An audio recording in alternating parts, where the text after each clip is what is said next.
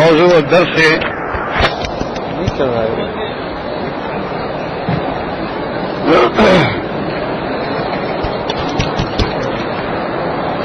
کیا مشکل بھائی گئی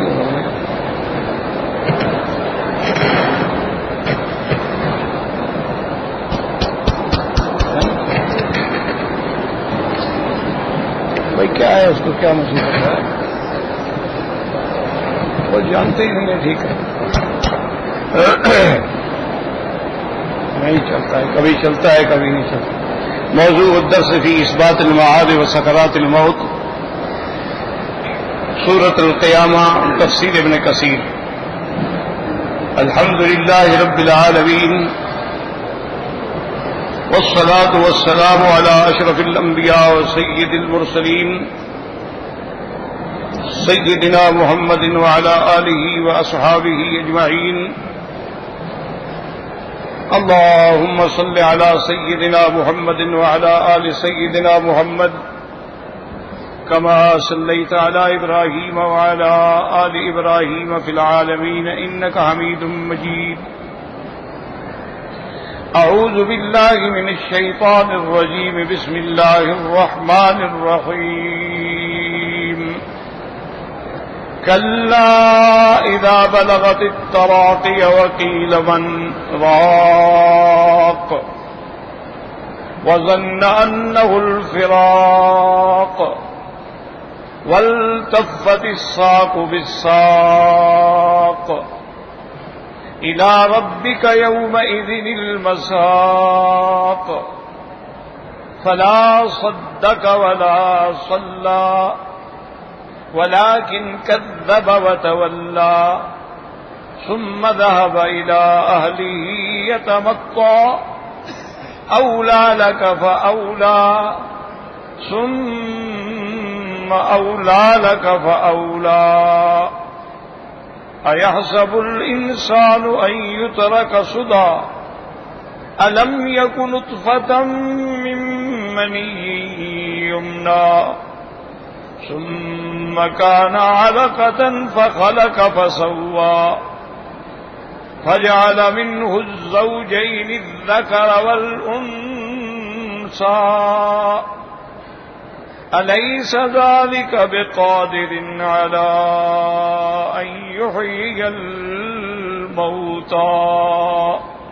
قال المؤلف والمفسر رحمه الله تعالى أدام النفع بعلومه وعلومكم في الدارين آمين إلى أن قال وقوله جل وعلا فلا صدق ولا صلى ولكن كذب وتولى. هذا إخبار عن الكافر الذي كان في الدار الدنيا مكذبا للحق بقلبه متوليا عن العمل بقالبه فلا خير فيه باطنا ولا ظاهرا. ولهذا قال تعالى فلا صدق ولا صلى ولكن كذب وتولى ثم ذهب إلى أهله يتمطى أي جدلا أشرا بطرا كسلانا لا همة له ولا عمل. كما قال تعالى وإذا انقلبوا إلى أهلهم انقلبوا فكهين. اللہ تبارک و تعالی نے کلام مقدس کے اندر ان آیات مبارکہ میں اس بات معاد اور احتضار موت کے وقت کی کیفیت کا ذکر فرمایا ہے. جیسا کہ میں نے عرض کیا تھا کہ دین اسلام میں اصول دین جو ہے وہ 3 ہے، یاد رکھو. اسی کو علماء اصول ثلاثہ بھی کہتے ہیں. اور الایمان بالثلاثیات بھی کہتے ہیں. یہ 3 اساس ہیں، بنیاد ہیں، اصول ہیں.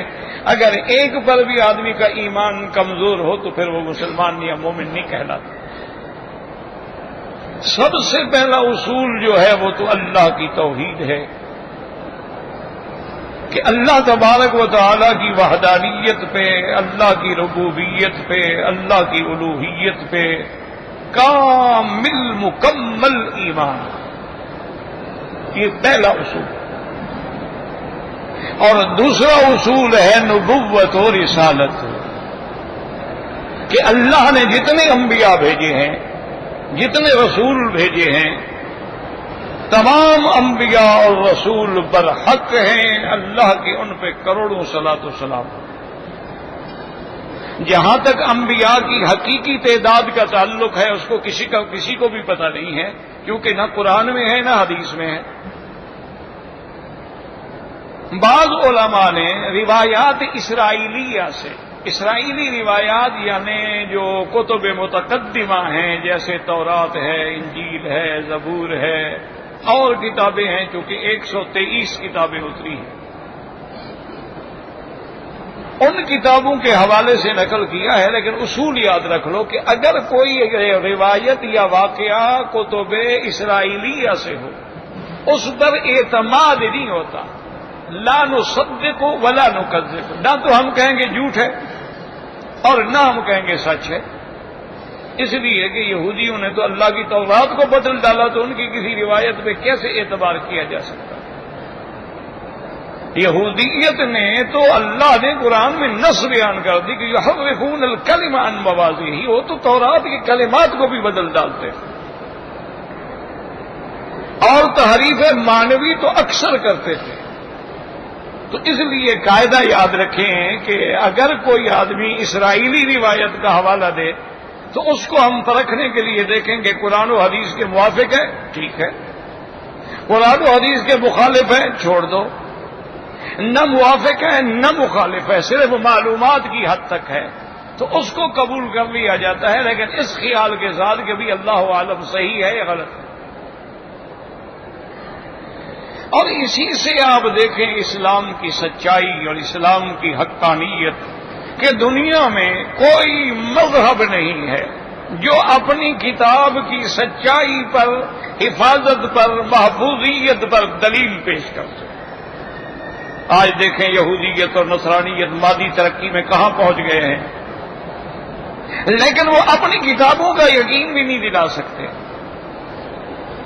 اب نصارہ دیکھیں کہ کہاں وہ ترقی میں چلے گئے، لیکن 4 انجیل ہیں ان کے، اناجیل 4 ہیں، اناجیل 4 ہیں. یہ انجیل یوحنا ہے، یہ انجیل لوقا ہے، یہ انجیل مقوقس ہے، اور سارے کہتے ہیں ہمارا ٹھیک ہے وہ غلط ہے، وہ کہتے ہیں وہ ٹھیک ہے وہ غلط ہے، حالانکہ 4 غلط ہیں. یہ اعزاز اگر اللہ نے دیا ہے تو صرف اللہ کے قرآن کو ہے کہ جو جب سے اترا ہے آج تک ترن محفوظ ہے، غیر محرف وما مبدل وما زید فیہا وما نقص منہا، جس کے اندر ایک حرف بھی تبدیل نہیں ہوا، ایک حرف بھی زیادہ نہیں ہوا، ایک حرف بھی کم نہیں ہوا. اسی لیے آپ سارا قرآن پڑھتے ہیں الحمدللہ تو آپ دیکھتے ہیں نا کہ سورۃ الانفال کے بعد جب سورۃ براءہ آتی ہے تو بسم اللہ نہیں لکھا جاتا، حالانکہ ہر سورت کے اول میں بسم اللہ الرحمن الرحیم لکھا جاتا ہے. اور یہ بھی مسئلہ یاد رکھ لیں کہ یہ بسم اللہ الرحمن الرحیم جو ہر سورت کے اول میں ہے یہ فاصلے کے لیے ہے، یہ قرآن کی جز نہیں ہے. جز صرف ایک ہے جو اللہ نے خود قرآن میں ذکر کی، انہ من سلیمان و انہ بسم اللہ الرحمن الرحیم. اور آگے پھر ہمیں چونکہ حضور نے حکم دے دیا کہ ہر اچھے کام کو بسم اللہ سے ابتدا کرو. آپ نے فرمایا کہ جو کل امر ذی بال، کوئی کام جو عزت والا، شان والا، اچھا ہے، لم یبدا بسم اللہ فہو اجزم او ابتر او اقطع. آپ نے فرمایا کہ اگر اس کو اللہ کے نام سے شروع نہیں کرو گے تو وہ بالکل ناقص. تو اس لیے ہر سورت کے اول میں لکھا جاتا ہے اور یہی وہ مسئلہ ہے کہ بھی کیا ہر صورت کے ساتھ بسم اللہ الرحمن الرحیم ہم جہرن پڑھیں گے؟ نماز میں نہیں، ہم جہرن نہیں پڑھیں گے، آہستہ تو پڑھیں گے سرا، کیونکہ ایک دفعہ تو قرآن میں موجود ہے، تو اس لیے اس کا قرآن ہونا میں تو کوئی شک ہے ہی نہیں۔ اب یہ یاد رکھ لیں کہ اب جو ہے اصول کہ بھی سورت الانفال کے بعد سورت برا آ گئی لیکن بسم اللہ نہیں لکھا گیا۔ اس کی وجہ کیا تھی؟ وجہ یہ تھی کہ جب قرآن مقدس جمع ہو رہا تھا صحابہ کے دور میں، ابتدا ہوئی حضرت صدیق کے زمانے سے اور انتہا ہوئی حضرت عثمان کے زمانے میں آ کے مکمل ہو گیا، دفتین میں جمع ہو گیا اور ایک قرات پہ اتفاق ہو گیا، ورنہ تو 7 قراتیں اور 7 جائز ہیں، لیکن جس قرات میں جمہور کا اتفاق ہو گیا وہ قاری عاصم کی قرات ہے اور قاری حفظ کی قرات ہے رحمت اللہ علیہم اجمعین۔ اللہ سب پہ کروڑ رحمتیں فرمائے، کسی کے بارے میں دل میں بدظنی نہ رکھا کریں، تمام قراء بھی برحق ہیں، تمام فقہا بھی برحق ہیں، تمام محدثین بھی برحق ہیں، تمام اولیاء اللہ بھی برحق ہیں، تو ان میں کوئی ایسا مسئلہ نہیں ہوتا اختلاف کا۔ تو اب قرآن جمع ہو گیا، اب اس میں ایک حرف، تو اب اختلاف صحابہ میں پیدا ہو گیا۔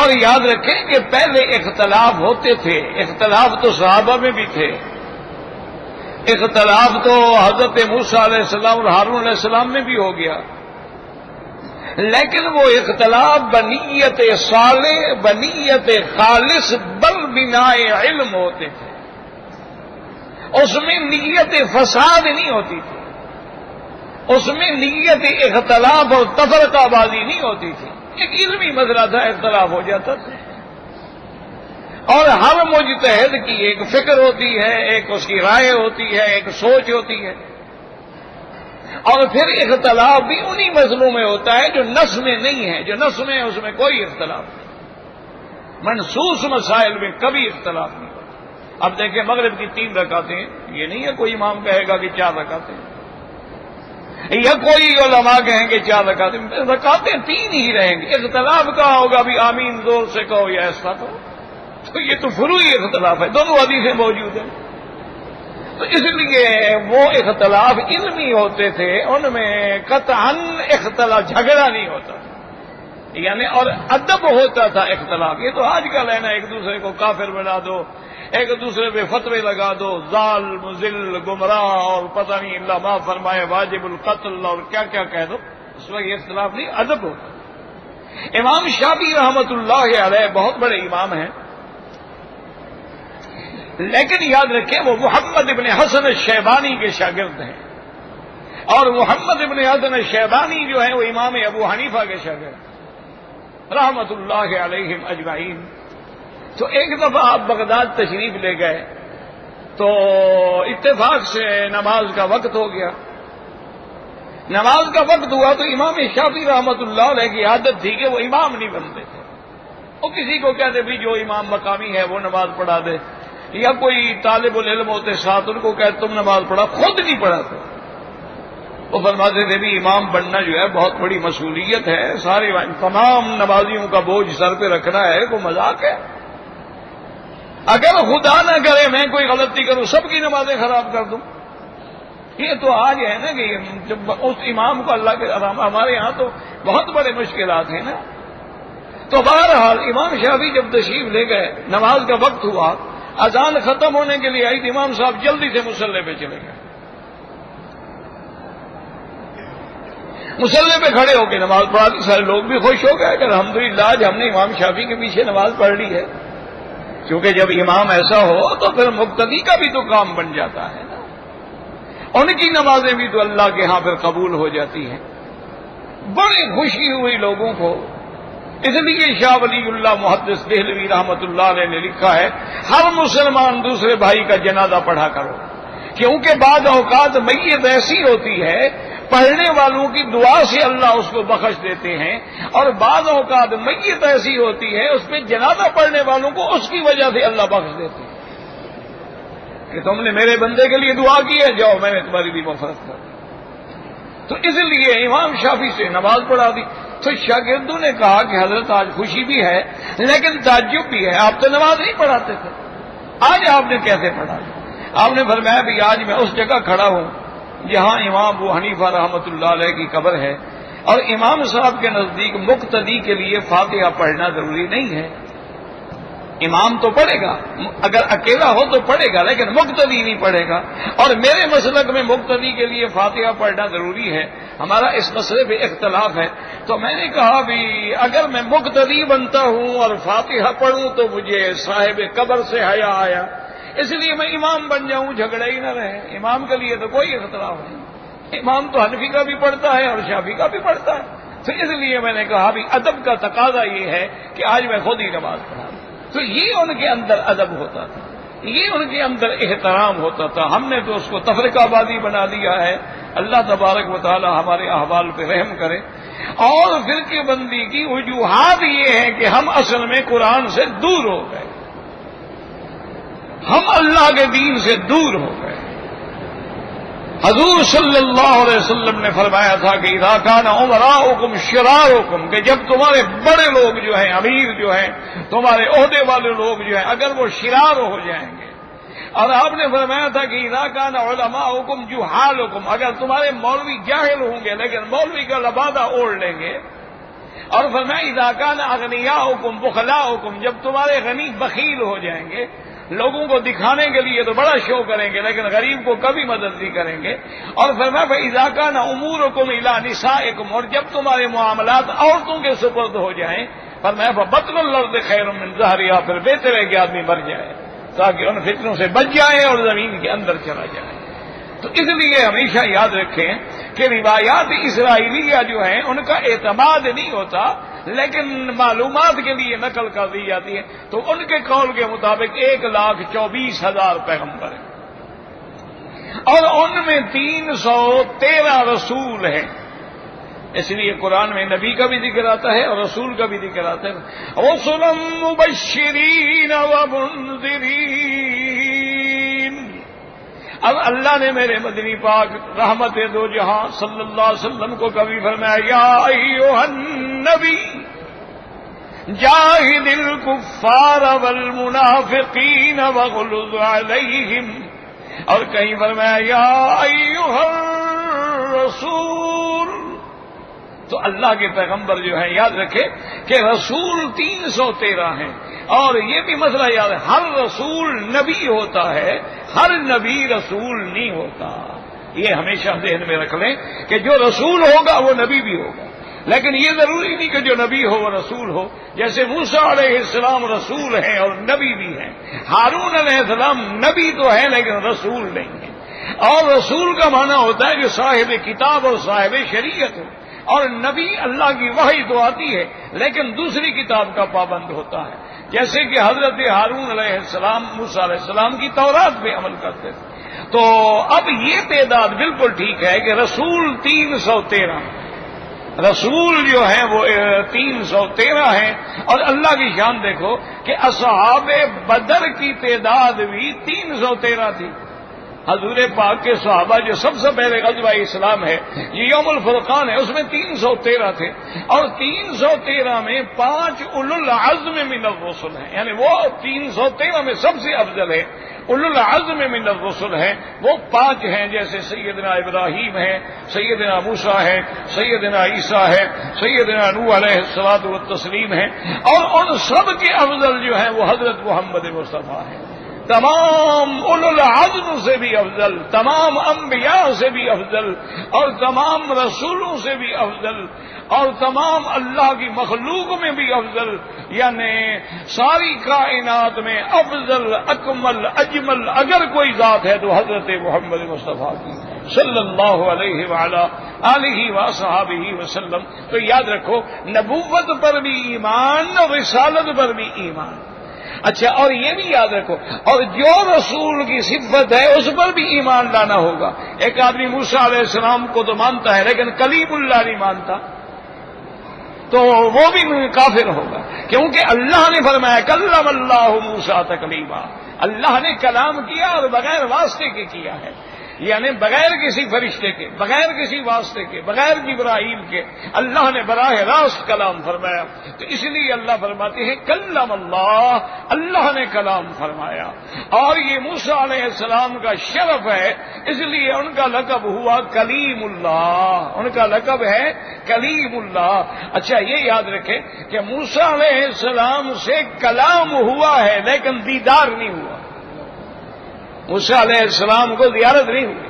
انہوں نے مانگا تھا کہ رب ارنی انظر الیک، اللہ نے فرمایا آپ نہیں دیکھ سکتے. آپ نے فرمایا لن ترانی ولکن انظر الی الجبل، پہاڑ پر نظر ڈالو. اللہ نے تجلی ڈالی، پہاڑ ریزہ ریزہ ہو گیا، موسیٰ علیہ السلام بے ہوش ہو کے گر گئے. تو موسیٰ کو کلام کا شرف ملا ہے لیکن رویت کا شرف نہیں ملا. اور یہ شان میرے مدنی پاک کی ہے، حبیب اللہ کی ہے، جن کو اللہ نے دیدار بھی کروایا اور کلام بھی کیا. یہ شان صرف حضور کی ہے، یاد رکھو، اور کسی کی نہیں. اچھا موسیٰ علیہ السلام سے تو ایک دفعہ کلام ہوا ہے نا، ایک ہی دفعہ طور سینا پہ کلام ہوا ہے نا کہ وما تلک بیمینک یا موسیٰ قال ہی عصای. لیکن میرے مدنی پاک کے ساتھ ایک دفعہ نہیں، صحیح حدیثوں میں 5 دفعہ کلام ہوا. کہ جب معراج کی رات حضور پر 50 نمازیں فرض ہو گئی آپ کی امت کے لیے، تو موسیٰ علیہ السلام نے عرض کیا ارجع الی ربک واسألہ التخفیف، واپس جا کے اپنے رب سے امت کے لیے رعایت مانگو. آپ کی امت 50 نمازیں نہیں پڑھ سکتی ہے. تو حضور تشریف لے گئے، پھر اللہ نے 5 معاف کر دی. تو اب کلام ہوا، آپ نے جا کے عرض کیا، اللہ نے 5 معاف فرما دی. پھر واپس آئے، پھر واپس گئے، پھر واپس آئے، پھر واپس گئے. آخر میں 5 رہ گئی. تو اس میں رویت بھی ہو گئی اور کلام بھی ہو گیا اور متعدد بار کلام ہو گیا. اس لیے جو اللہ کے اولیاء اللہ گزرے ہیں وہ کہتے ہیں، اسی سے اندازہ لگا لو کہ پہلے تو اور کسی پیغمبر کو آسمانی معراج نہیں ہوا. عیسیٰ علیہ السلام کو آسمان پہ بلایا گیا، بٹھایا گیا، معراج تو نہیں ہے. ادریس علیہ السلام کو آسمان پہ بلایا گیا لیکن معراج نہیں ہے. معراج جسمانی بھی ہو، اس میں سیر بھی ہو، اور اس میں عروج الی السماوات جسدن بھی ہو، یہ صرف شان محمد مصطفیٰ کی ہے صلی اللہ علیہ وسلم. اور پھر جو اولیاء اللہ ہیں، جو صاحب فکر ہیں، جو صاحب نظر لوگ ہیں، وہ کہتے ہیں غور کرو، پھر حضور کو 5 دفعہ معراج ہوا. آپ نیچے تشریف لے آتے تھے نا، پھر اوپر جاتے تھے، اسی عروج کا نام تو معراج ہے نا. پھر واپس آتے تھے، پھر جاتے تھے، پھر واپس اللہ اگر چاہتے پہلی دفعہ ہی 5 رکھ لیتے، 45 معاف کر دیتے. اللہ بھی چاہتے تھے کہ میرے مدنی کا میرا معراج ہوتا رہے، عروج ہوتا رہے. والآخرۃ خیر لک من الاولی، اللہ نے فرما دیا میرا مدنی تیری ہر آخری گھڑی جو ہے وہ پہلے سے بہتر ہوگی. کیا معنی پہلے سے بہتر ہوگی؟ علماء نے فرمایا جو ایک دفعہ مثلا 5 معاف ہوئی، پھر 10 معاف ہو گئی، پھر 15 معاف ہو گئی. والآخرۃ خیر لک من الاولی، ہر گھڑی آپ کی عزت میں، مکانت میں، شان میں اضافہ ہوتا چلا جائے گا. اور سب سے بڑا مقام جو ہے وہ قیامت میں ملے گا، جب سارے انبیاء خاموش ہوں گے اور شفاعت کرنے والے صرف میرے مدنی محمد مصطفیٰ. اسی لیے حضور پاک نے فرمایا انا خطیبہم اذا سکتوا، میں اس وقت اللہ کے آگے درخواست کروں گا جب سب انبیاء خاموش کھڑے ہوں گے. اور آپ نے فرمایا کہ یاد رکھو میں اس وقت شفاعت کروں گا جب سارے جواب دے دیں گے. تمام انبیاء کہیں گے نفسی نفسی نفسی، خشیت والا نفسی، مجھے آج ڈر ہے، اپنا ڈر ہے، اللہ مجھ سے سوال نہ کر لیں تو میں تو شفاعت نہیں کر سکتا. اور یاد رکھو یہ انبیاء کو ڈر کیوں تھا؟ ہر نبی کہہ رہا ہے، آدم علیہ السلام کہتے ہیں خشیت ہو، مجھے ڈر ہے، میں نے وہ ایک درخت کا پھل کھا لیا تھا. بھائی اللہ نے معاف کر دیا، معافی مل گئی، توبہ قبول ہو گئی. اللہ نے توبہ کے لیے درخواست بھی خود لکھوائی. فتلقى آدم من ربه بکلمات، اللہ نے فرمایا ان کلمات سے معافی مانگو تو ہم معافی دے دیں گے. جب اللہ کی رحمت آئی نا تو معافی مانگنے کا طریقہ بھی بدلا دیا، وہ بھی سکھلا دیا کہ ربنا ظلمنا انفسنا ان لم تغفر لنا وترحمنا لنكونن من اچھا نوح علیہ السلام سے غلطی ہوئی، اللہ نے معافی کر دی. یا نوح اهبط بسلام منا وبرکات. اچھا جس پیغمبر سے اللہ تو معاف فرما چکے ہیں، پھر پیغمبر کیوں ڈر رہے ہیں؟ یاد رکھو تو اس کو سمجھا کرو، اللہ ہمیں سمجھنے کی توفیق دے، سمجھانے کی بھی سمجھنے کی بھی۔ تو وہ یہ ہے کہ ایک ڈر ہوتا ہے عذاب کا۔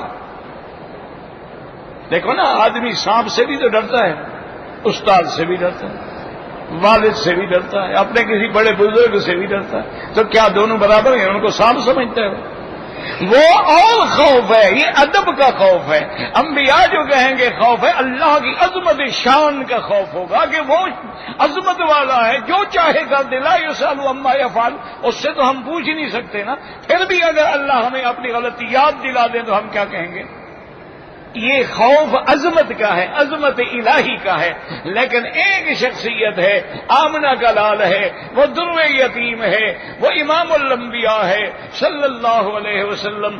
جب ساری کائنات آئے گی تو، اور یاد رکھو یہ شفاعت صرف مسلمانوں کے لیے نہیں ہوگی، یہ کافروں کے لیے بھی ہوگی، یہ مشرکوں کے لیے بھی ہوگی، یہ عیسائی یہودی سب کے لیے ہوگی۔ کیوں؟ یہ شفاعت یہ ہے کہ وہ ساری امتیں کہیں گی اللہ میاں سے عرض کرو کہ ہمارے مقدمے کی سماعت شروع ہو جائے، ہم ایسے تو نہ کچی میں پڑے رہیں، ہماری سماعت تو شروع ہو، جو جنت جائے جائے، جو جہنم جائے جائے، ہم تو مر جاتے ہیں، اسی عذاب میں مر رہے ہیں۔ تو یہ شفاعت صرف اس لیے ہوگی کہ ان کا یعنی مقدمے کی سماعت شروع ہو جائے، فیصلے بعد میں ہوں گے۔ اور اس کے بعد تو پھر حضور کی اور کئی شفاعتیں ہیں، فرماتی ہیں جب سارے انبیاء اور ساری دنیا میرے پاس آئے گی کہ فشفع لنا الی ربک، اللہ کے آگے درخواست کریں، تو میں کہوں گا انا لہا انا لہا انا لہا، آنے والوں مبارک ہو، اس کام کے لیے اللہ نے مجھے چن لیا ہے، اور کوئی شفاعت کر ہی نہیں سکتا ہے۔ حضور فرماتے علمنی وحامد لم یعرفنی الآن، اللہ مجھے اپنے حمد سکھلائیں گے جو میں اب بھی نہیں جانتا۔ اندازہ کریں میں اللہ کے محامد کا اتنا بڑا علم ہے۔ حضور نے فرمایا اللہ قیامت میں مجھے پھر حمد سکھلائیں گے، اور پھر میں عرش کے نیچے آ کے سر سجدے میں ڈالوں گا، ان محامد سے حمد کروں گا، اور پھر مجھے حکم ہوگا ارفع رأسک یا محمد، اب اپنا سر اٹھا لے، آؤ کی درخواست ہم نے قبول کر لی ہے۔ اور وہ سفارش جو آپ اپنی امت کے لیے کریں گے وہ الگ ہے، آپ اہل کبائر امت کے لیے جو کریں وہ تو ایک نہیں۔ آپ نے فرمایا انا اشفع فاشفع فاشفع فاشفع، آپ نے فرمایا میں کئی دفعہ سفارش کروں گا۔ اور اسی لیے حضرت امام باقر نے رحمت اللہ علیہ نے فرمایا اپنے شاگردوں کو کہ بھئی تم سارے لوگ کہتے ہو کہ قرآن میں ارجا آیتن، سب سے امید دلانے والی آیت جو ہے وہ یہ ہے کہ لا تقنطوا من رحمت اللہ، کہ اللہ نے فرما دیا کہ یا عبادی الذین اسرفوا علی انفسہم لا تقنطوا من رحمت اللہ ان اللہ یغفر الذنوب جمیعا۔ تو یہ آیت ہے کہ اللہ بخشنے والے اور سارے گناہ بخش دیں گے۔ لیکن امام باقر نے فرمایا کہ نحن اہل بیت رسول اللہ، ہم حضور کے اہل بیت کہتے ہیں کہ نہیں نہیں، یہ آیت بھی رحمت والی ہے، لیکن اصل آیت وہ ہے قرآن میں کہ جس میں اللہ نے مدنی سے وعدہ فرمایا وَلَسَوْفَ يُؤْتِيكَ رَبُّكَ فَتَرْضَىٰ، میرا مدنی ہم آپ کو اتنا دیں گے کہ آپ کو ہم راضی کر دیں گے۔ تو امام باقر نے فرمایا کہ مجھے خدا کی قسم ہے میرا مدنی میرا نانا اس وقت تک راضی نہیں ہوں گے جب تک ایک امتی بھی جہنم میں پڑا ہوگا، اور اللہ نے وعدہ فرما دیا ہے کہ میں راضی کروں گا۔ تو جب راضی کریں گے تو سب سے بڑی امید دلانے والی آیت تو یہ ہے۔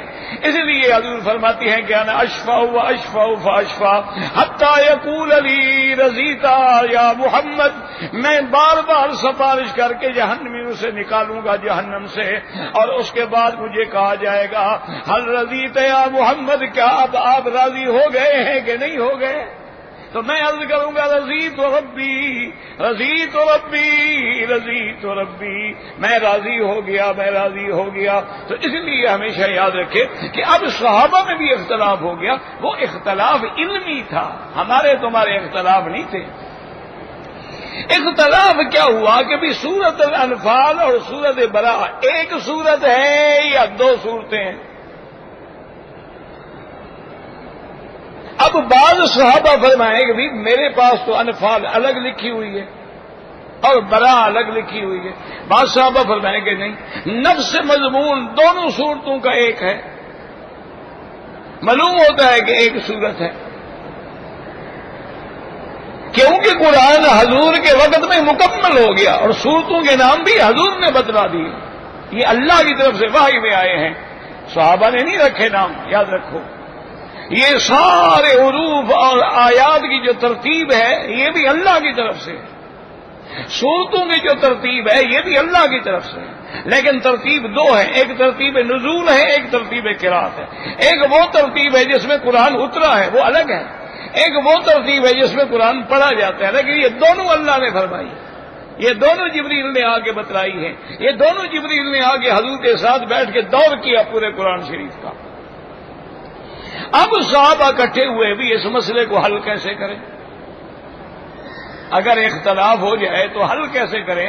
تو تمام صحابہ جو تھے، چونکہ بڑے جو شان والے اور علم والے ہیں نا، یاد رکھو حضور کے صحابہ میں وہ خلفائے راشدین، ابی بکر، عمر، عثمان، علی۔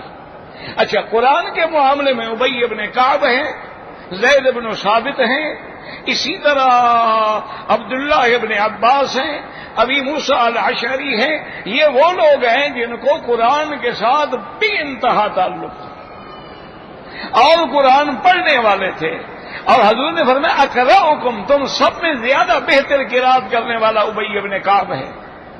تو تمام صحابہ جمع ہوئے، انہوں نے کہا بھئی یہ مقام ہے، یہ اللہ کا کلام ہے، یہ کوئی مذاق تھوڑی ہے، یہ تو اللہ کا کلام ہے، یہ تو نہیں ہے نا کہ جیسے مرضی آئے مولوی اس کو ادھر پھیر دیں ادھر پھیر دیں، یہ تو اللہ کا کلام ہے۔ اور یہ یہاں مسئلہ یہ بھی یاد رکھ لو کہ جتنی کتابیں اتری ہیں وہ کتاب اللہ تو تھیں لیکن کلام اللہ نہیں تھی، ایک مسئلہ ہمیشہ یاد رکھیں۔ تورات جو ہے کتاب اللہ تو ہے، انجیل جو ہے کتاب اللہ تو ہے، یا اہل الکتاب۔ اچھا، اسی طرح ہر کتاب جو ہے وہ کتاب ہے، کلام نہیں ہے۔ یہ شرف صرف قرآن کو ہے کہ یہ کتاب اللہ بھی ہے اور کلام اللہ بھی ہے۔ کیا معنی یہ ہے کہ کتاب اللہ نے لکھی ہوئی موسیٰ علیہ السلام کو دے دی، یہ تو کتاب ہے۔ جیسے آپ کہیں جی جاءنی کتاب فلان، آج مجھے فلاں کا خط ملا ہے، تو خط ہے، کلام تو الگ چیز ہے نا، کلام تو یہ نہیں جی آج میری ان سے بات ہوئی ہے۔ تو یہ شرف صرف قرآن کو ہے، اللہ نے جبریل پہ پڑھا ہے اور جبریل علیہ السلام نے حضور محمد مصطفیٰ پہ پڑھا ہے علیہ الصلاۃ والتسلیم۔ اچھا، اسی لیے یہ مسئلہ بھی یاد رکھ لیں ساتھ ساتھ کہ باقی کتابیں ساری مٹ گئی دنیا سے، آج کوئی اصلی کتاب نہیں ملتی ہے، اپنی اصلی حالت میں نہیں ملتی ہے، لیکن قرآن کا ایک لفظ بھی نہیں۔ وجہ کیا ہے کہ کتاب اللہ تو ہے، وہ تو ختم ہو سکتی تھی، اللہ کا کلام کیسے ختم؟ وہ تو اللہ کی صفت ہے، جب اللہ باقی ہے اس کی صفت بھی باقی ہے، اس کا کلام بھی باقی ہے، وہ کبھی ختم ہو ہی نہیں سکتا، وہ کبھی فنا ہو ہی نہیں سکتا۔ تو اب صحابہ نے کیا فیصلہ کیا؟ انہوں نے کہا بھی ایسا کرو، سورت انفال لکھ لو، اس کے بعد سورت برات، لیکن درمیان میں بسم اللہ الرحمن الرحیم نہ لکھو، کیونکہ اگر وہ دونوں ایک صورتیں ہیں تو ہم نے اکٹھے لکھ دی ہیں، اور اگر الگ الگ ہیں تو ہم نے ویسے فاصلہ تو کر دیا، لیکن بسم اللہ الرحمن الرحیم نہیں لکھتے، قیامت میں سوال ہو جائے کہ تم نے کیسے لکھ دیا، یہ تو ایک صورت تھی، پھر ہم کیا جواب دیں گے؟ تو یہ احتیاط ہوتی تھی صحابہ کی کہ اگر کسی مسائل میں اور کسی مسئلے میں تو ان کے اختلافات بھی ہمیشہ یاد رکھو علمی ہوتے تھے۔ تو اب پہلا مسئلہ توحید، دوسرا مسئلہ کیا ہے؟ نبوت اور رسالت۔ اچھا، ایک آدمی میرے مدنی پہ ایمان لاتا ہے، وہ کہتے ہیں حضور رسول اللہ ہیں، وہ کہتے ہیں آپ رحمت للعالمین ہیں، وہ کہتے ہیں کہ آپ کو اللہ نے سب سے افضل بنایا، لیکن آپ کی ختم نبوت پہ ایمان نہیں ہے تو وہ بھی مومن نہیں ہوگا۔ یا ختم نبوت کا ترجمہ وہ کرتا ہے جو اس کا خانہ ساد ہے، ختم نبوت کا ترجمہ بھی وہی ہوگا جو محمد مصطفیٰ نے کیا صلی اللہ علیہ وسلم۔ تو یہ دو چیزیں ہو گئیں، اور تیسرا اصول کیا ہے؟ تیسرا اصول ہے قیامت، کہ قیامت پر ایمان ہو کہ ہم نے مرنا ہے، مرنے کے بعد قبر میں بھی جانا ہے، پھر قبروں سے بھی اٹھنا ہے، پھر میدان حشر میں بھی جانا ہے، پھر نام اعمال بھی تقسیم ہوں گے، یعنی یہ دنیا ختم ہوگی اور عالم آخرت آئے گا، اور درمیان میں جو ہے یہ برزخ، یاد اس کو کہتے ہیں عالم برزخ، کہ بندہ مر گیا، اب دنیا سے تو چلا گیا، آخرت ابھی آئی نہیں، تو یہ درمیان میں جو ہے یہ برزخ ہے. جیسے اللہ فرماتا ہے کہ ہم نے 2 دریاؤں میں برزخ رکھ دی ہے، تمہیں نظر نہیں آتی. مرج البحرین یلتقیان بینہما برزخ لا یبغیان، ایک دریا دوسرے پر چڑھائی نہیں کرتا، درمیان میں ہم نے برزخ رکھ دی ہے، حالانکہ تمہیں نظر نہیں آتی. تم تیرنا بھی چاہو تو چلے جاؤ، لیکن برزخ موجود ہے. وہ پانی اس میں اثر نہیں کرتا، وہ پانی اس میں اثر نہیں کرتا. یہ بنگلہ دیش میں بھی ہے، اراکان میں بھی ہے، کیپ ٹاؤن میں بھی ہے، کئی مقامات پہ ہے مرج البحرین یلتقیان. اچھا وہ پانی کبھی طوفان آتا ہے میٹھے میں، کڑوے پہ چڑھ جاتا ہے پھر واپس چلا جاتا ہے، کبھی کڑوے پہ آتا ہے وہ چڑھ کے پھر واپس چلا جاتا ہے. تو اس لیے یہ درمیان جو ہے یہ عالم برزخ ہے، یہ بھی عالم مغیبات ہے، کوئی نہیں جانتا. اللہ اگر چاہے تو کچھ احوال دکھلا دے، اور اگر اللہ نہ چاہے تو نہ دکھلائے. اس کے بعد پھر عالم آخرت ہوگا، تو اس پر ایمان ضروری ہے. تو سورۃ القیامت کا تعلق جو ہے اس تیسرے اصول کے ساتھ ہے کہ قیامت برحق ہے. لیکن ایک مسئلہ یہاں یہ بھی رکھ کہ قیامت برحق ہے، لیکن کب ہوگی لا یعلمها الا اللہ، اللہ کے سوا کوئی نہیں جانتا. اللہ کے نبی نے، اللہ کے پیغمبر نے علامات تو بدلا دی ہیں ہمیں، اس کو کہتے ہیں امارات، اس کو کہتے ہیں آیات، اس کو کہتے ہیں اشرات، نشانیاں یوں سمجھ لو. اور وہ 2 قسم کی ہیں، آیات صغرا ہیں اور آیات کبرا ہے، کہ یہ چھوٹی نشانیاں ہیں، یہ بڑی نشانیاں. اب علماء فرماتے ہیں کہ چھوٹی نشانیاں تو ساری پوری ہو چکی، وہ تو ختم ہو قیامت کی ساری. جیسے حضور نے فرمایا کہ ایک وقت آئے گا میری امت میں قاری زیادہ ہو جائیں گے، عالم کوئی نہیں ہوگا، قلیل ہو جائیں گے. پڑھنے والے تو زیادہ ہوں گے لیکن علماء نہیں ہوں گے. یہ بھی علامات دیکھیے. حضور نے فرمایا الرجل صدیقہ ویعق ابواہ، بندہ اپنے دوستوں کا تو بڑا فرما بردار ہوگا، ماں باپ کا نافرمان ہوگا. یہ بھی قیامت کی علامت میں. اور حضور نے فرمایا یہ بھی قیامت کی علامت میں ہے کہ حفاۃ عراۃ راعی الشاۃ، سر سے ننگے، پاؤں سے ننگے، بکریاں چرانے والے، اونٹ چرانے والے بلڈنگوں کی بلندی پہ فخر کریں گے. وہ کہے گا میری بلڈنگ اونچی ہے، وہ کہے گا میری اونچی ہے. آپ دیکھ رہے ہیں یہ نشانی جو تھی یہ بھی پوری ہو گئی. اسی طرح حضور صلی اللہ علیہ وسلم نے فرمایا ہے کہ میری امت کے اندر زنا عام ہو جائے گا. اور حضور پاک نے فرمایا میری امت کے اندر جب نافرمانی عام ہوگی تو قتل عام ہو جائے گا. اور لا يدري القاتل من المقتول، قاتل کو پتہ نہیں ہوگا کہ میں اس کو قتل کیوں کر رہا ہوں، اور مقتول کو بھی پتہ نہیں ہوگا بھائی مجھے کس جرم میں قتل کیا جا رہا ہے. یہ بھی علامات قیامت میں سے ہے، علامات کیا. اور اسی طرح حضور پاک فرماتے ہیں کہ جس امت میں، جس قوم میں زنا بڑھ جائے اور یعنی بڑھ جائے، فحاشی بڑھ جائے، تو میں وہاں قتل کا عذاب مسلط کر دیتا ہوں. اللہ تبارک و تعالی اپنے عذاب رفع فرما دے اور ہمارے گناہوں کو معاف فرما دے. تو یہ ہیں چھوٹی نشانیاں. بڑی نشانیاں ابھی نہیں آئی ہیں. بڑی نشانی یہ ہے کہ جبل صفا جو پہاڑی ہے جہاں سے آپ دوڑتے ہیں، یہاں سے ایک جانور نکلے گا. خروج الدابۃ من جبل الصفا. اچھا جانور ہوگا لیکن بندوں کی طرح بات کرے گا. یہ بڑی نشانی ہے. اور بڑی نشانیوں میں ہے کہ خروج یاجوج و ماجوج، یاجوج ماجوج جو سد ذی القرنین کے اندر بند ہیں وہ نکلیں گی. اور اسی طرح آپ نے فرمایا خروج الدجال، دجال نکلے گا. یہ جو آج کہہ دیتے ہیں نا فلاں دجال ہے فلاں، یہ سب قصے کہانیاں ہیں. دجالی فتنے تو آپ کہہ سکتے ہیں، جو اصلی دجال ہے نہیں، وہ آخر قیامت کے قریب آئے گا. اور آپ نے فرمایا اس کے پاس قوات استدراجیہ اتنی ہوں گی کہ دریا کو حکم دے گا خشک ہو جاؤ، دریا خشک ہو جائے. زمین کو حکم دے گا اپنے خزانے نکالو، زمین خزانے نکال دے. تو اس لیے ایسی چیزوں کو دیکھ کر یہ نہ سمجھا کریں کہ یہ ولی اللہ ہے. شیطانی قوتیں بھی ہو سکتی ہیں. دیکھنا یہ ہوتا ہے اگر اس کی سیرت و صورت میرے مدنی کے مطابق ہے وہ ولی اللہ ہے. اگر سیرت و صورت حضور کے خلاف ہے تو قوت استدراجی ہے، قوت کرامت یا قوت ولایت ہے. اور اسی طرح حضور نے فرمایا بڑی نشانیوں میں ہے کہ حضرت عیسیٰ ابن مریم بھی اتریں گے. لَيُنَزَّلَنَّ عیسیٰ ابن مریم، اور حضور نے جگہ بھی بتا دی، علی منارۃ شرقیہ بیضاء دمشق، کہ دمشق میں مسجد کے مینارے شرقی پہ اتریں گے اور مہدی مصلی پہ کھڑے ہو چکے ہوں گے۔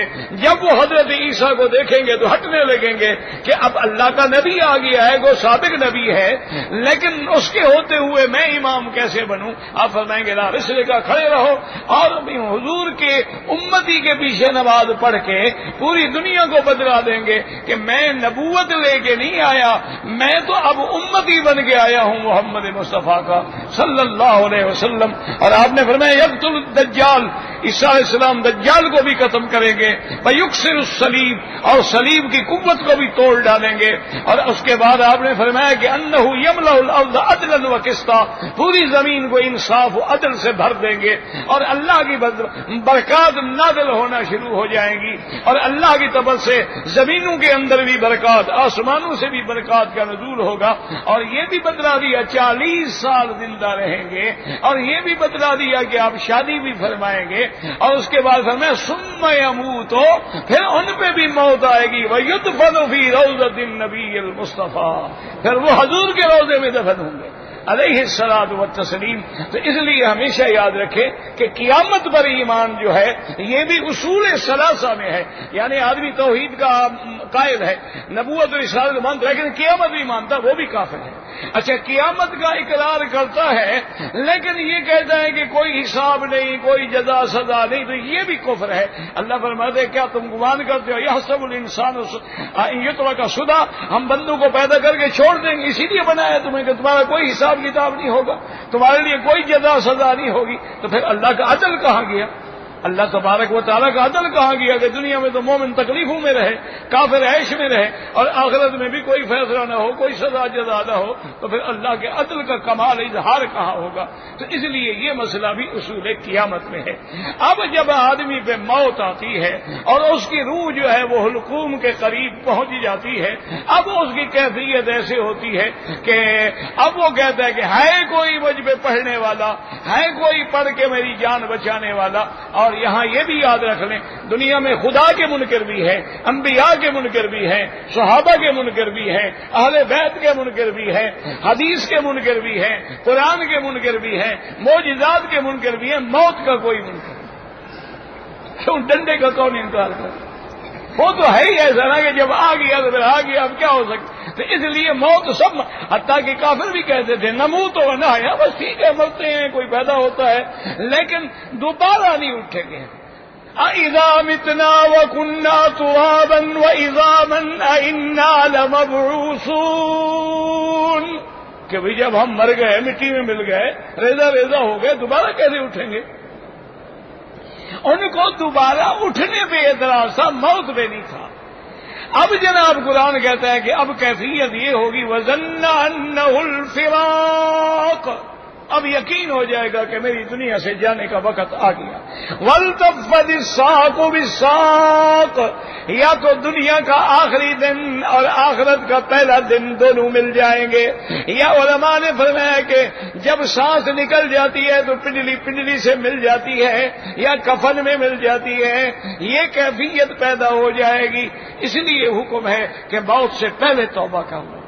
اور بعض اولیاء اللہ نے لکھا ہے کہ اگر تم گناہوں سے بچنا چاہتے ہو اور قیامت میں اللہ سے جنت کے امیدوار ہو، تو انہوں نے کہا کہ 24 گھنٹے میں کوئی 5 منٹ یا 10 منٹ کے لیے ایسا وقت نکال لو جب علیحدہ بیٹھو اور مراقبہ موت کرو، یعنی کوئی نہ ہو، جب 5 منٹ بھی ہو، چاہے 10 منٹ ہو، 5 منٹ ویسے چاہے گھنٹہ ہو، آدھا گھنٹہ ہو، الگ بیٹھ کے صرف یہ سوچو کہ میں نے مرنا،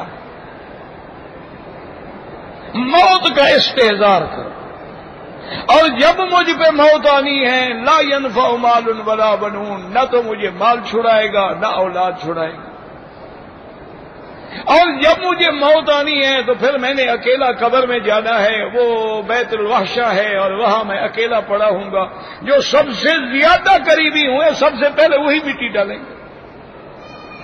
تو انہوں نے فرمایا کہ اگر آدمی 5 منٹ یا 10 منٹ کا مراقبہ موت کر لے تو اللہ تعالیٰ اس کو دنیا میں بھی گناہوں سے بچا لیں گے اور آخرت میں بھی اللہ اس کو جہنم سے بچا لیں گے۔ کیونکہ جب موت سامنے رکھ لو تو پھر تو گناہ ہو نہیں سکتا، پھر گناہ کا کیا تصور ہو؟ جب آدمی کو یہ یقین ہو جائے کہ میں نے مرنا ہے، میں نے کل حساب دینا ہے، یہی وجہ ہے، یاد رکھو اسلام یہ کہتا ہے کہ بندوں کے دل کے اندر آخرت کا یقین بٹھا دو۔ جب آخرت کا یقین بیٹھ جائے تو پھر کسی پہرے کی ضرورت نہیں ہوتی، پھر کسی سیکورٹی کی ضرورت نہیں ہوتی۔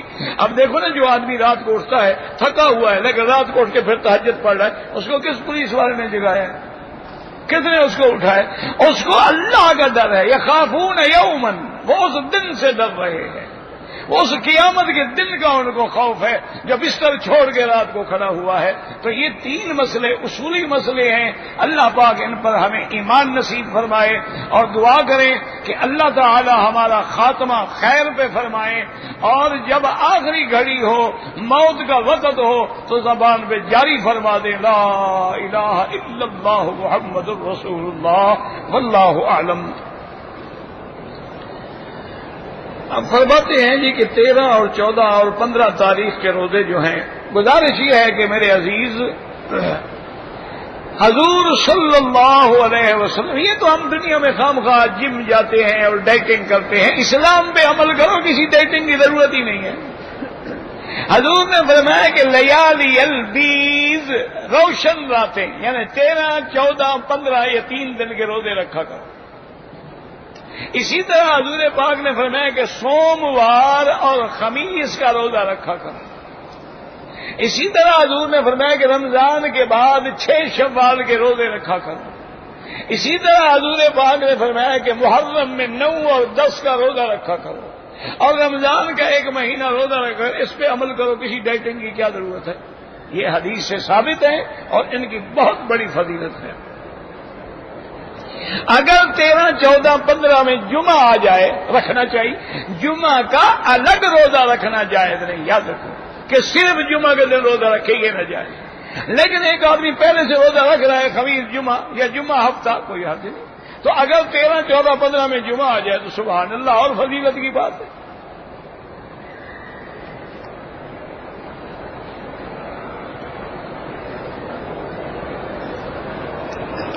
میرے بھائی، یہ فاتحہ کوئی ایسا مسئلہ نہیں ہے، کوئی اختلافی مسئلہ نہیں ہے، یاد رکھو تمام ائمہ مجتہدین کے پاس حدیث موجود ہے۔ جو حضرات امام کے پیچھے بھی فاتحہ کو لازمی قرار دیتے ہیں، وہ حدیث سے استدلال کرتے ہیں کہ لا صلاۃ الا بفاتحۃ الکتاب، کبھی نماز فاتحہ کے بغیر نہیں ہوتی۔ امام صاحب فرماتے ہیں کہ یہ مفرد کے لیے، اگر اکیلا ہو یا امام ہو، اگر مقتدی ہے تو حضور نے بتلا دیا ہے کہ اذا قرأ فانصتوا، جب امام پڑھے تو تم چپ رہو۔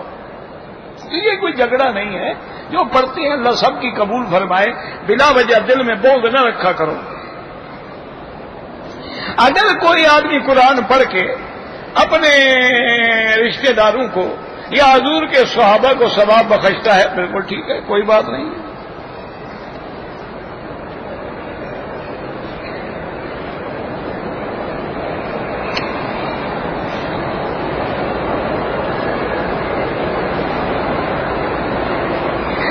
نفل نماز میں سجدے میں جو قرآن کی دعائیں ہیں، مثلا لا الہ الا انت سبحانک انی کنت من الظالمین، رب انی مسنی الضر وانت ارحم الراحمین، رب انی مغلوب فانتصر، یہ پڑھ سکتے ہیں، لیکن دعا کی نیت سے، قرآن سمجھ کے نہیں، ورنہ قرآن رکوع اور سجدے میں نہیں پڑھا جاتا، لیکن اس کو بطور دعا، جیسے ہم طواف میں پڑھتے ہیں ربنا آتنا، بطور دعا پڑھتے ہیں۔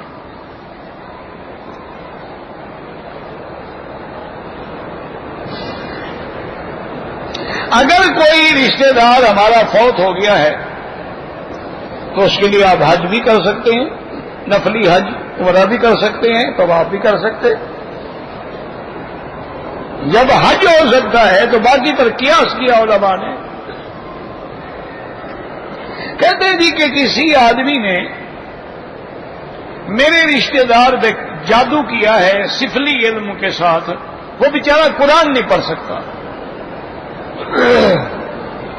گزارش یہ ہے کہ آپ ایک ٹیپ ریکارڈر لے لیں اس میں سورۃ البقرہ کی کیسٹ لے لیں، کسی امام کی قرات، ماشاءاللہ سارے خوبصورت پڑھنے والے ہیں، اور ہیڈ فون لا کے اس کو کہو سنے، پڑھے نہیں سنے، تو انشاءاللہ وہ اگر 11 دن تک پابندی سے سنتا رہے گا تو سب جادو شادو جن بھاگ جائیں۔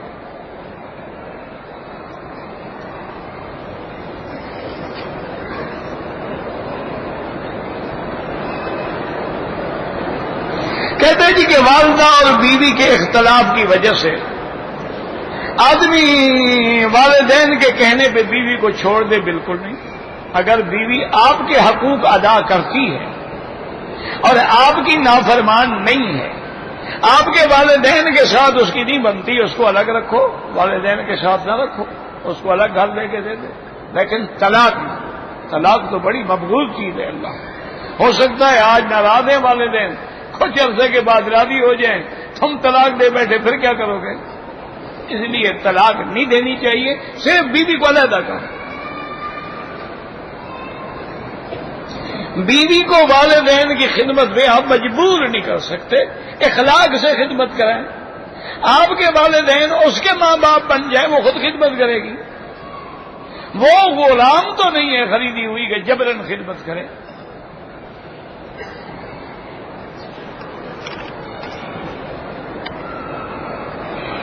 میرا چچا ہے، معذور ہے، آنکھوں سے نابینا ہے، وہ نہیں آ سکتا، میں اس کی طرف سے حج کروں، بالکل کر سکتے، بلکہ اس کو بھی کامل حج ملے گا اور تمہیں بھی پورے حج کا ثواب ملے گا۔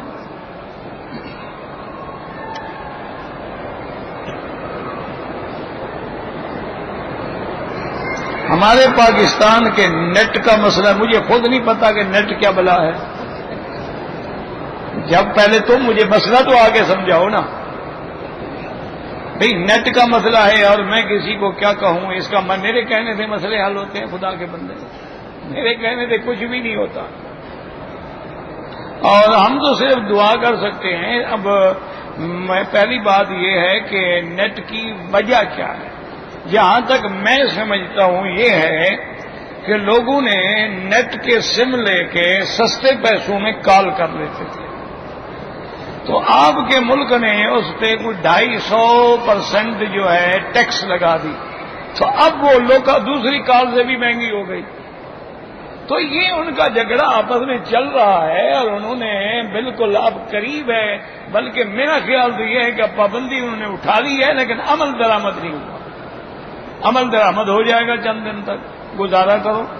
کبھی 8.5 ریال میں بھی تو منٹ ہوتا تھا، ہم کرتے تھے، پھر 3 ریال پہ بھی ہوتا تھا، اس وقت بھی یہ کالے کرتے تھے، اب 55 پیسے بھی ہو رہا ہے تو اب بھی کالے کرتے ہیں، اب اس سے بھی سستا کر دیں تو پھر نتیجہ کیا نکلے گا؟ مفت چلائیں۔ اچھا، سستے ہونے کا پتہ ہے فائدہ کیا ہوتا ہے؟ آپ کے ملک میں پیکج نکلے ہیں کہ جی 4 روپے میں 1 گھنٹہ بات کریں، اس کا پتہ ہے نتیجہ کیا؟ عورتیں ساری رات باتیں کرتی ہیں، نہ نماز ہے نہ روزہ ہے نہ کچھ، ساری رات لگی ہوئی ہیں باتیں کر۔ اچھا، باتیں بھی کیا ہے؟ آج تم نے کیا پکایا؟ اچھا وہ ذرا مجھے بتاؤ کدو کا حلوہ کیسے بنایا جاتا ہے؟ اچھا پراٹھے کیسے بنتے ہیں؟ وہ گھی والے کیسے ہوتے ہیں؟ چوکور کیسے ہوتے ہیں؟ قیمے والے کیسے ہوتے ہیں؟ مولی والے کیسے ہوتے ہیں؟ ذرا مجھے گھنٹہ انا للہ و انا الیہ۔ بھائی یہ ٹیلی فون ضرورت کے لیے کہ ضرورت کی بات کرو، السلام علیکم، میں خیریت سے ہوں، آپ خیریت سے ہیں، کوئی تکلیف تو نہیں؟ اچھا السلام علیکم، بس مطمئن ہو گیا، خیریت کا پتہ چل گیا، وہ بھی مطمئن ہو گیا کہ بیٹا پردیس میں ہے، خیریت سے ہے، اور بیٹا بھی مطمئن ہو گیا ابھی والدین خیریت سے۔ یہ تو ضرورت کی چیز ہے، اس کو تم مذاق میں نہ لو، نہ اس کو اب لوگوں نے تو اس کو گیم بھی اسی سے کھیلتے ہیں اور فلمیں بھی اسی سے دیکھتے ہیں، حرم میں بیٹھے ہوئے دیکھ رہے ہیں۔ انا للہ و انا الیہ راجعون۔ واللہ اعلم۔ ربنا تقبل منا انک انت السمیع العلیم وتب علینا انک انت التواب الرحیم۔ اللهم استرنا بسترك الجميل، اللهم استرنا بسترك الجميل، اللهم استر عوراتنا، آمن روآتنا، خفف لوآتنا، اللهم لا تجعلنا مزغة للمازغين، اللهم لا تجعلنا عقدة للآكلين، اللهم لا تجعلنا فتنة للقوم الظالمين، اللهم سلمنا ولا تسلمنا وامنعنا ولا تمتحنا اللهم اكرمنا ولا تهنا اللهم زدنا ولا تنقصنا اللهم اعطنا ولا تحرمنا اللهم آثرنا ولا تؤثر علينا اللهم اجعلنا في ضمانك وامانك واحسانك. دعا کریں اللہ تمام عالم اسلام کی حفاظت فرما. یا اللہ پاکستان پہ رحم فرما. یا اللہ پاکستان پہ رحم فرما. یا اللہ اپنے عذاب رفع فرما. یا اللہ اپنا عذاب رفع فرما. یا اللہ امن و استحکام نصیب فرما. یا الہ العالمین ہمارے مسلمان بھائی عراق میں ہیں, کشمیر میں ہیں, بنگلہ دیش میں ہیں, فلسطین میں ہیں, وہ اراکان میں ہیں, وہ برما میں ہیں, کرالا میں ہیں, جس مقام میں بھی ہیں ان کی جان مال آبرو عزت کی حفاظت فرما. اللهم احفظ سائر بلاد المسلمين وهذا البلد الامين واجعل امنا مطمئنا سخاء رخاء الى يوم الدين برحمتك يا ارحم الراحمين. صلى الله تعالى على خير خلقه سيدنا محمد وعلى اله واصحابه اجمعين. اللهم صل على سيدنا محمد وعلى ال سيدنا محمد كما صليت على ابراهيم وعلى ال ابراهيم